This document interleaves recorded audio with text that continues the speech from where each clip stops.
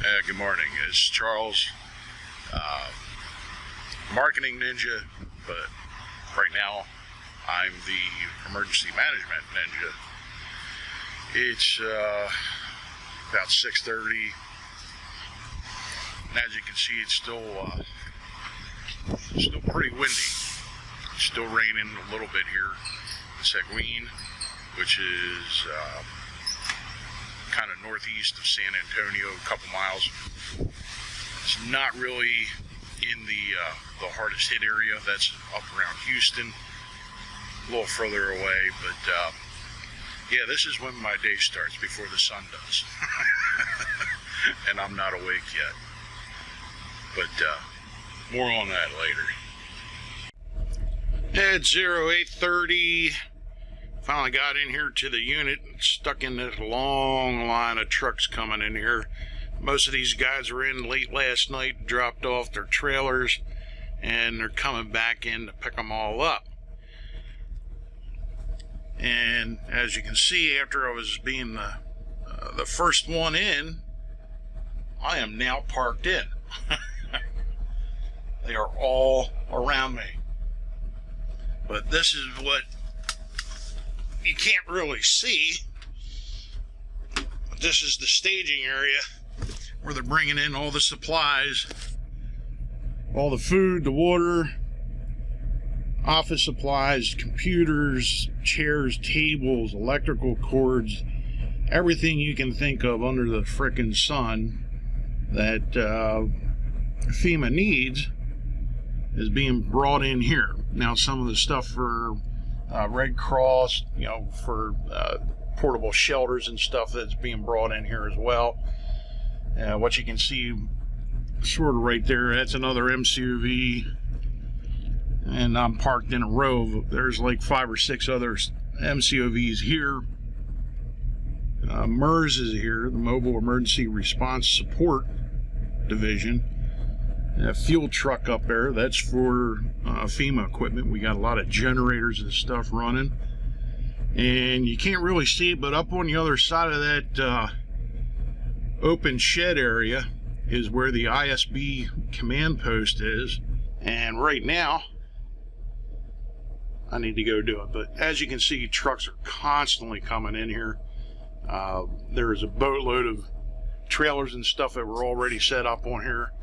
You can't really see it, but up there on the other side there towards the airfield is another staging area, but I think that's mostly like Air National Guard up there working. But there was some aircraft in and out of here yesterday. This is an auxiliary field to the San Antonio Joint Air Base. Now I'm back inside now where it's a little less windy and you can probably hear me a little better. As I was saying, we're still here. This is still Monday, 28 August. I'm going to edit all this, put it all together. But basically, as I was saying outside, I don't think you could hear me, but this is a 24/7 operation. And the bunch of trucks that were just heading out, probably towards, they're talking about doing some missions down towards Corpus Christi. Houston's definitely the hardest area hit. We're going to be working Corpus Christi, coming back this way, back towards Houston and the surrounding areas that were the hardest hit. There's still a lot of rescues going on. They're still getting hit by a lot of rain. The rain has moved off from this area. It's still really cloudy, really windy yet, but most of the operations are taking place now in some of the areas that are least hardest hit, and we're working in towards the hardest hit areas. A lot of power lines down, not so much trees, but a lot of limbs down.